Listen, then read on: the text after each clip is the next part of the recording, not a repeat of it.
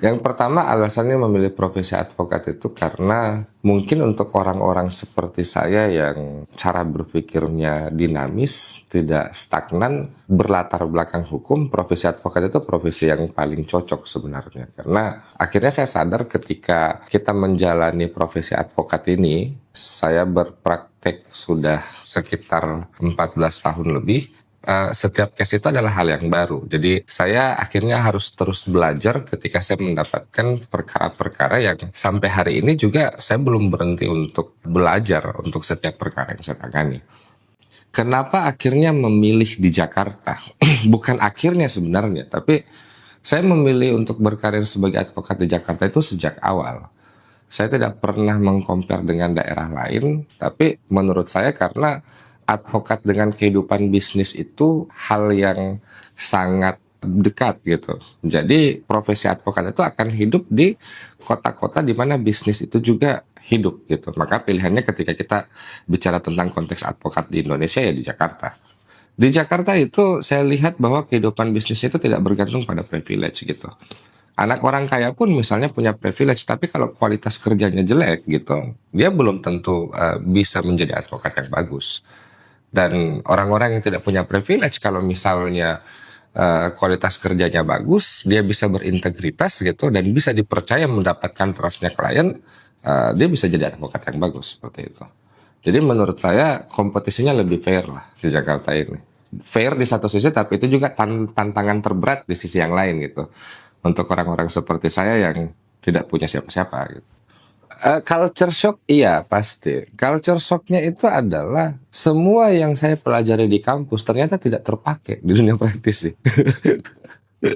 Tidak ada yang dipakai satu kali pun. Jadi saya akhirnya waktu pertama kali terjun di dunia praktisi, saya akhirnya harus evaluasi lagi dan bahkan bertanya, emang yang diajarkan kita di kurikulum kampus itu memang benar nggak sih gitu maksudnya. Mungkin saja karena memang dosen-dosen kita di kampus itu jujur saja pengalaman praktisinya nol gitu. Jadi ketika kita berbicara tentang bagaimana kehidupan praktisi hukum gitu, tempat belajarnya sebenarnya itu bukan di kampus, tapi di lembaga-lembaga yang memang berdiri untuk mengajarkan bagaimana kehidupan praktisi atau bagaimana praktek dunia advokat itu. Yang tentu saja harus diajar sama orang-orang yang berpengalaman di bidang praktisi. Oh, diremehkan tentu. Diremehkan tentu. Karena dunia pendidikan kita ini dunia yang sangat timpang sebenarnya. Stereotip orang-orang yang kemudian kuliah di luar Jawa gitu atau lulusan luar Jawa itu pasti akan menjadi sarjana-sarjana kelas kedua, bukan kelas pertama gitu. Nah, sedangkan ketika kita datang ke Jakarta kemudian membawa ijazah bahwa kita adalah lulusan bukan kampus di Jawa gitu, chance kita atau kesempatan kita untuk mendapatkan pekerjaan di kantor-kantor yang besar gitu, itu sangat kecil gitu. Karena saingan kita itu adalah kampus-kampus Jawa plus luar negeri gitu. Saingan kita seperti itu. Apalagi jujur saja saya lulusan Unhas. Unhas kan tidak mendasarkan kurikulumnya pada waktu itu kurikulum yang berbasis bahasa Inggris kan gitu. Lulusan Unhas itu lulusan yang ya lulusan hukum tapi belum tentu bahasa Inggrisnya bagus gitu. Dan ketika masuk ke Jakarta, wah itu menjadi sebuah problem baru gitu. Karena untuk mendapatkan pekerjaan di kantor-kantor yang lebih besar, selain dilihat ijazahmu berasal dari mana gitu, kalau memang bukan berasal dari kampus Jawa atau kampus luar negeri, pengetahuanmu harus superpower. Makanya pengalaman saya juga kerja ikut sama orang, ya saya tidak pernah bisa untuk bekerja di kantor-kantor nomor satu di Jakarta. Ya paling kantor-kantor middle gitu. Tapi itu bukan berarti hal yang menghambat saya untuk terus belajar dan akhirnya bisa buka kantor seperti itu. Yang harus dipahami sebenarnya untuk semua advokat yang mau buka kantor, bahwa ada perspektif yang berbeda ketika kita bekerja sebagai advokat di kantor orang, as a lawyer gitu, dengan kita sebagai pemilik kantor. Perspektifnya beda.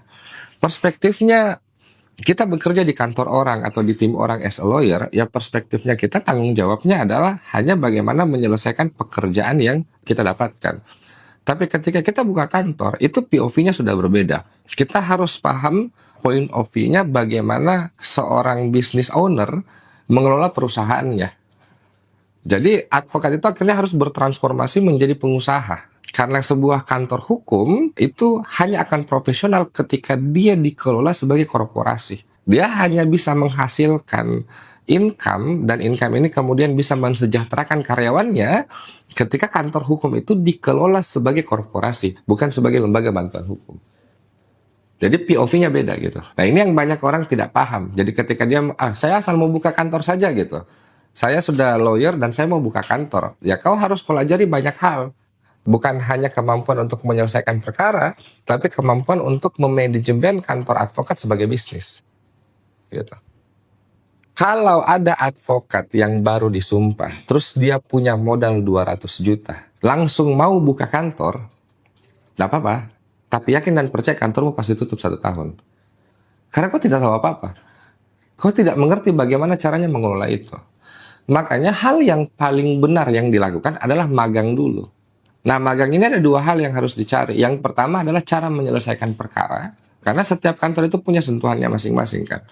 Cara menyelesaikan perkara. Yang kedua adalah bagaimana kantor-kantor besar itu memanage kantornya sebagai sebuah perusahaan. Itu sudah bicara bagaimana manajerial, leadership, cash flow, dan lain-lain gitu. Atau pilihannya kalian mau jadi street lawyer saja, yaitu pilihan sebenarnya. Tapi kalau misalnya kalian punya planning untuk membuat sebuah kantor yang betul-betul profesional, tidak ada satupun kantor profesional, kantor advokat di dunia ini yang profesional, yang tidak dikelola secara profesional dengan prinsip korporasi. Karena memang advokat, evolusi tertingginya adalah dia bisnis jasa hukum. Saya advokat, saya jual jasa, jasa ini harusnya jadi income. Ketika saya membentuk tim, ketika saya membentuk sebuah firma, ya firma ini adalah sebuah korporasi yang harus dikelola berdasarkan prinsip-prinsip dasar korporasi. Nah, beda pola manajerialnya antara korporasi dengan ormas atau lembaga sosial gitu. Pola manajerialnya beda. Kalau ada satu hal yang saya mau rubah di hidup saya, tidak ada. Tidak ada. Saya merasa bahwa pilihan saya menjadi advokat itu adalah pilihan paling tepat yang pernah ada gitu. Pilihan yang paling tepat yang pernah ada. Justru begini maksudnya. Ini kita bicara fair ya, kita bicara fair. Kalau saya kemudian memilih untuk menjadi civil servant atau pegawai negeri sipil, sebenarnya secara ideal yang benar adalah saya harus membunuh mimpi saya untuk jadi orang kaya. Oh itu pasti Pak. Ini bukan mendiskreditkan ASN ya. Ayah saya seorang PNS gitu. Saya lahir dan besar makan dari uang PNS. Istri saya juga seorang ASN. Saya tidak mendiskreditkan ASN. Tapi yang selalu salah menurut saya adalah persepsi orang-orang ketika dia masuk PNS untuk menjadi orang kaya. Tidak ada yang salah dengan mendaftarkan diri menjadi PNS. Tidak ada yang salah. Karena itu adalah sebuah bentuk pengabdian kepada negara. Salah kalau seseorang itu mendaftar kerja mau jadi PNS, terus dia bercita-cita jadi orang kaya. Itu salah.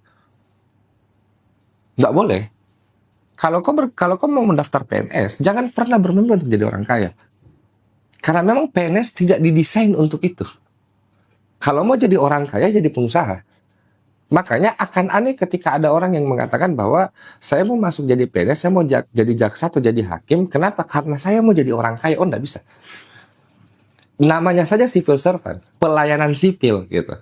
Berarti kau harus membunuh mimpimu. Makanya konteks ideal untuk jadi orang kaya adalah jangan jadi PNS, jangan jadi ASN. Jadilah pengusaha apapun.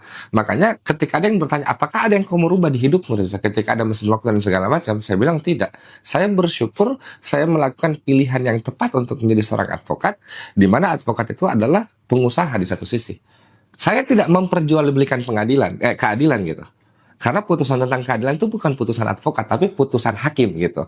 Tapi yang saya jual adalah jasa saya melayani orang akan kebutuhan hukumnya, baik non litigasi maupun litigasi. Itu yang harus dipahami sebenarnya. Kita berbicara bahwa apa pekerjaan-pekerjaan yang kemudian bisa cocok untuk orang-orang yang kemudian bermimpi untuk jadi orang kaya. Tentu saja pekerjaan-pekerjaan di luar ASN. Karena ini pekerjaan-pekerjaan high risk sebenarnya. Pekerjaan-pekerjaan dengan resiko tinggi. Pengusaha itu kan resiko tinggi, advokat juga resiko tinggi. Saya jadi advokat ketika saya starting kantor, Saya siap untuk tidak menerima gaji bulanan. Saya harus berpikir bagaimana caranya dapatkan income. Tapi tidak ada yang berikan saya income bulanan gitu. Saya tidak dapat perkara ya mati gitu maksudnya. Tapi semua pekerjaan-pekerjaan yang high risk pasti juga high return. Tapi ini bukan gambling ya. Beda dengan judi. Kita tidak sedang berjudi. Bedanya judi dengan pekerjaan-pekerjaan high risk adalah pekerjaan-pekerjaan high risk itu hanya bisa high return ketika high risk ini disusun berdasarkan planning yang matang. Kalau judi tidak ada planning, namanya gambling. Makanya perbedaan antara high risk dengan gambling itu gambling tidak pakai pengetahuan. Sedangkan high risk ketika dia mau high return, dia pasti harus ada planning yang berdasarkan pengetahuan yang bagus. Makanya ketika kita berbicara masalah bisnis jasa khususnya advokat itu kapitalnya adalah otak. Peperangan di dunia advokat, bukan peperangan ya, persaingan di dunia advokat itu persaingan kecerdasan. Siapa yang paling cerdas memberikan solusi hukum kepada kliennya itu yang paling mahal. Makanya harga advokat itu beda-beda. Tergantung advokatnya mau menerapkan harga apa. Apakah kemudian dia pede dengan fee-nya, yang kemudian fee-nya ini mendapatkan penerimaan di masyarakat, oh wajar dia fee-nya seperti itu, karena memang cerdas gitu. Dan for your information, advokat-advokat yang kaya di Jakarta itu tidak mungkin orang bodoh, pasti pintar. Saya lanjutkan tadi bahwa advokat itu persaingannya adalah persaingan wilayah intelektual, wilayah kecerdasan, wilayah otak. Dan saya bilang bahwa advokat-advokat yang kaya di Jakarta itu pasti orang pintar. Nah, saran saya untuk advokat muda adalah kau harus jadi orang pintar untuk jadi advokat. Karena yang dijual adalah kecerdasanmu. Kalau kau merasa tidak pintar, cari pekerjaan lain. Serius. Kalau kau merasa bahwa hari ini tahun 2025, saya advokat, saya punya license, ya saya cuma bisa bantu sidang, profesimu sudah digantikan sama e-court. Kan gitu. Tidak perlu jadi advokat gitu. Sudah digantikan sama e-court, Mahkamah Agung gitu. Makanya orang-orang yang kemudian mau belajar jadi advokat itu dia harus paham teoritis dan praktik. Teorinya harus rajin membaca, praktiknya adalah belajar dulu di kantor orang. Jangan sekali-sekali buka kantor sendiri. Waktu saya starting berkarir di dunia advokat tahun 2012, teknologi informasi belum secanggih sekarang. Makanya pilihannya di Jakarta. Tapi kalau kita berbicara bagaimana starting jasa hukum di tahun 2025 dengan teknologi informasi yang sudah secanggih ini, lintas kota dan lintas provinsi itu tidak perlu lagi menunggu berhari-hari, kita bisa langsung berhubungan dengan orang dimanapun, dalam waktu kapanpun, pada waktu yang bersamaan gitu, saya pikir tidak ada pengaruhnya. Mau starting di Jakarta atau di Makassar. Yang penting adalah sepowerful apa kalian membranding diri untuk dikenal sebagai seorang advokat yang pintar. Karena yakin dan percaya klien itu bisa datang dari mana saja. Klien bisa datang dari mana saja. Contoh sederhana adalah ada perusahaan-perusahaan multinasional yang juga punya pekerja di Indonesia. Tidak pernah ketemu dan segala macam, tapi delivery pekerjaan kemudian terjadi, kan gitu, pembayaran gaji terjadi. Tapi orangnya tidak pernah ketemu. Artinya hari ini kita berbicara masalah pekerjaan itu bukan lagi berbicara masalah region di mana kita berada. Tapi sepintar apa kita kemudian bisa positioning diri kita sebagai seorang advokat yang menjual jasa hukum baik litigasi maupun non litigasi. Sepowerful apa branding kita dan sepintar apa kita menawarkan jasa kepada calon klien.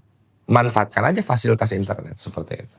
Jadi itu tidak penting menurut saya. Yang penting adalah kalian bisa memenuhi syarat-syarat itu. Karena di Jakarta pun, kalau dia tidak memenuhi syarat itu, tidak melakukan hal-hal yang tadi yang saya sampaikan, tidak jadi apa-apa juga. Oke, Kak. Thank you. Semuanya, Kak. Terima kasih.